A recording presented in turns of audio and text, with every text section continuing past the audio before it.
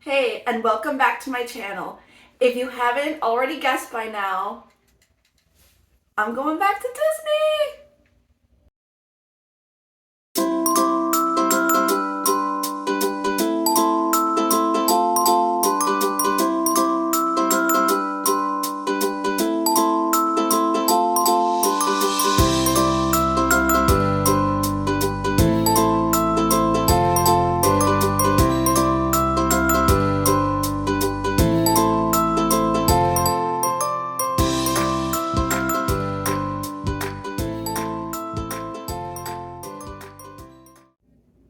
If you're new here, my name is Lauren. I'm a full-time working mom who likes to save money because we like to travel.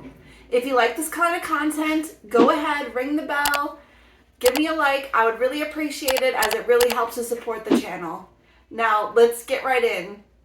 So, how did this all come about? Well, this originally started off as it was going to be a quick trip with me and my daughter Lucia, and I was going to go at the end of June for my birthday.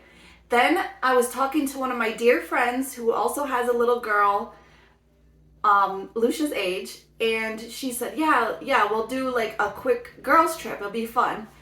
Well, then she ended up inviting her mom, which now turned into her dad, and it's crazy. But it's going to be a great time, and I'm so excited. So we are going June 10th through the 16th, and we're staying at the Art of Animation in the Lion King Suites. We have a 1-bedroom, which will be great because we'll put my friend's parents in that room, and then there's plenty of room for me and my friend and our 2 girls. So flights ended up being a major factor here. So like I said, we were originally going to go for my birthday at the end of June, and I was hoping to like maybe go right into 4th of July weekend, but the flights just have been from New Jersey where we fly out. They've just been around $300 to $400, and I just can't see paying that kind of prices for the area that we live in. Usually I'm pretty lucky and I could get flights between 100 round trip to 250. So that's kind of the range I was looking for. So I was watching them for about a month, and I decided to look at other weekends to see if there was a possibility. And sure enough, I saw some flights on JetBlue, which if you follow my other vlogs, you know that I'm a JetBlue card holder. So it's always a bonus if we could fly with them. And plus, I'm trying to avoid the last debacle that we had flying Spirit last fall. So originally when I was looking, I was seeing airline prices round trip for around like $150. So I was telling my friend like, hey, we should really jump on this. Well, of course, the prices went up. They've been going up and down, but we ended up, at the end of the day, buying our tickets for $215. And that included also the taxes and the seat fees, because I felt like with 2 little ones, it'll be best if we all sit together so we could all help out. Like I said, there's going to be 4 adults and 2 kids. So I thought, rather than me struggling by myself and sitting whatever, I'm just going to pay the extra seat fee. So those seat fees were for like 4 adults, 2 kids, so we could all sit and have an assigned seat all in 2 rows, so we're on the right and the left side of the plane, and also like round trip coming back as well. So that's why it ended up being a little bit higher, because just the seat fees alone for our group were about $100, not per person but just in total. So when you average it out, it ended up being about $215 per person. And of course, Lucia doesn't pay for a ticket yet because she's not quite 2. Anyway, the great thing about having the JetBlue credit card is I am allowed to fly with 3 companions where they all get their luggage for free. So round trip, we have a total of like 6 free first checked bags that we don't have to pay for. So that's another like added bonus savings, and that's really going to help out for all of our budgets. Now, like I said, we're staying at the Art of Animation in Walt Disney World. We upgraded to the 1-bedroom Lion King suite, so that way my friend's mom and dad could stay in the 1-bedroom, and me and my friend could stay in the regular part of the room that's all open. There is a pull-out couch in that room, and there's also the Murphy bed. So we'll have to figure out if, I don't know, maybe like me and my friend, we might end up just sharing so no one has the bed. But I know we stayed here and I think Jose slept on the sofa sleeper last time. So I'll have to ask him, or maybe we'll test it out and see like if it's not comfortable, then we'll just both like share a bed. It's not a big deal. And then the girls, of course, will be in like their little cribs or their pack and plays, which Walt Disney, as you know, Walt Disney has, they furnish those. So we are going for 7 day and 6 nights. Currently, we have a 4-day park pass, which I'm trying to convince my friend that we definitely need to upgrade to the 5-day because it just makes more sense based on like how we're flying out. We are having a rest day. I think on Tuesday is our rest day when we're gonna fly in on a Saturday late afternoon, so I don't think we will do a park day. We'll just kind of use that day to settle in, unpack, maybe get a bite to eat, and then Sunday is our first full park day. We're going to Magic Kingdom. Monday we're going to Animal Kingdom. Tuesday is our off day. Wednesday we are at Epcot, and then Thursday is Hollywood Studios. So Friday is another technical off day, and we're not flying out until almost 11 o'clock at night. I think it's like 10:15 or something. So I'm really trying to convince the other members of my party that we should upgrade.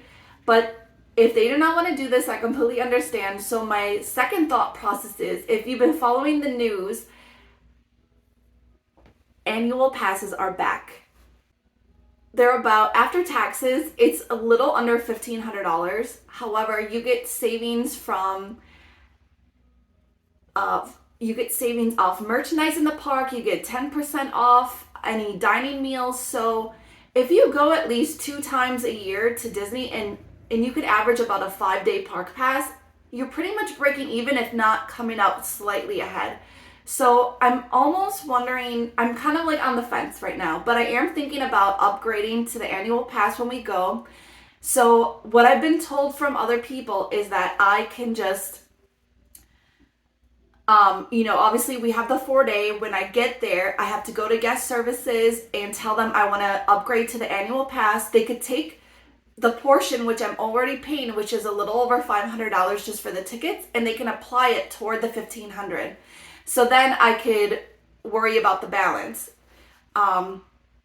later. So then maybe if I want to take another trip in the fall, and then even I could, since we're going in June right now, there's a possibility I could even go a 3rd time next spring.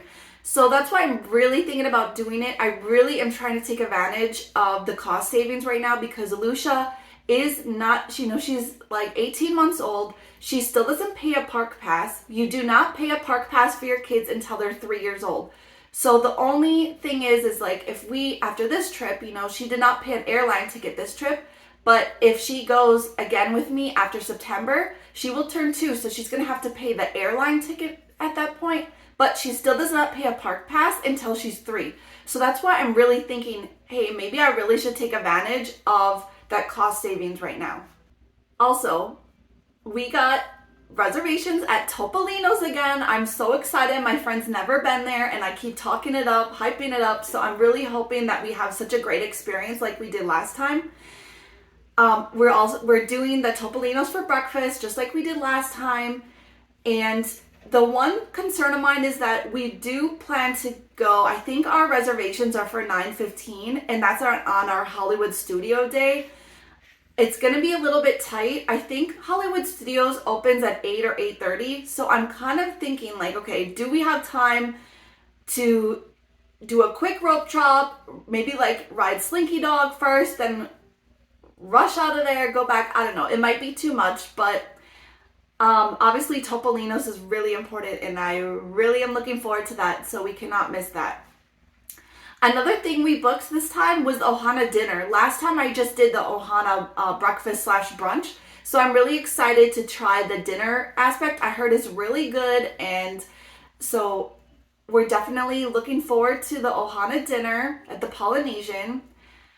We so far have not been able to score the new Toy Story dinner, the Roundup Rodeo. I'm going to keep my eye out. We might have to save that for another trip. even if I can get it, based on all the reservations we have right now, I think we're gonna have to make some decisions because we're pretty much going to a lot of sit downs, at least one every day. So I'm not really sure if we want to do that since it's a lot of food or if we just want to save it. We also got reservations for our Epcot day to the, I can never say this right, Akershus. Akershus? I don't know.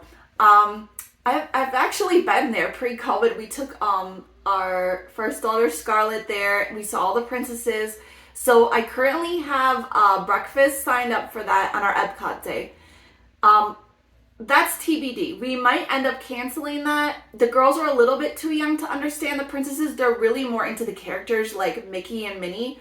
So we currently do have reservations, but it's kind of like on the fence. I'm not sure if we're gonna keep that one yet.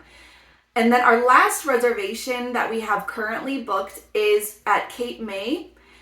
Another character breakfast, now you could see Mickey, Minnie in their little beach attire. So I've never been to this one. I've heard really great things about it. So I really am looking forward to that one as well. And then lastly, one thing we haven't done yet, which I'm really like, I think we're gonna get it. I just have to talk to the rest of my party, is I really want to do a dessert party. I have never done a dessert party in all the times I've been to Disney. It's roughly about $100 and you get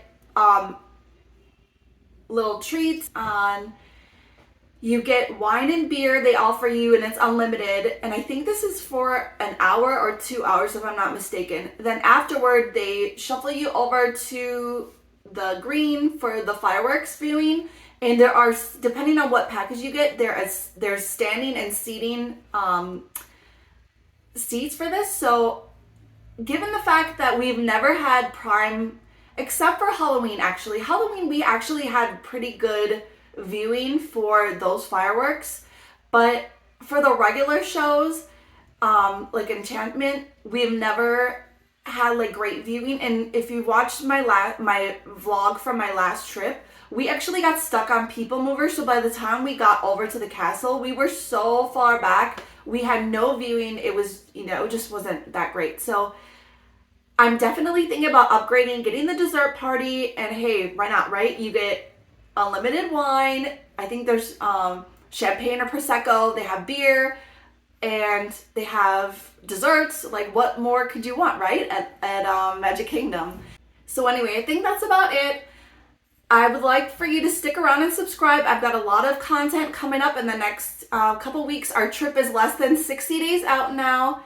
And I'm going to be having some pack with me videos, Disney trip haul. Let me know in the comments if there's a specific video that you would like to see, and then I can add it on my list before or during or after the trip. Thanks for watching, and we'll see you in the next one. Bye!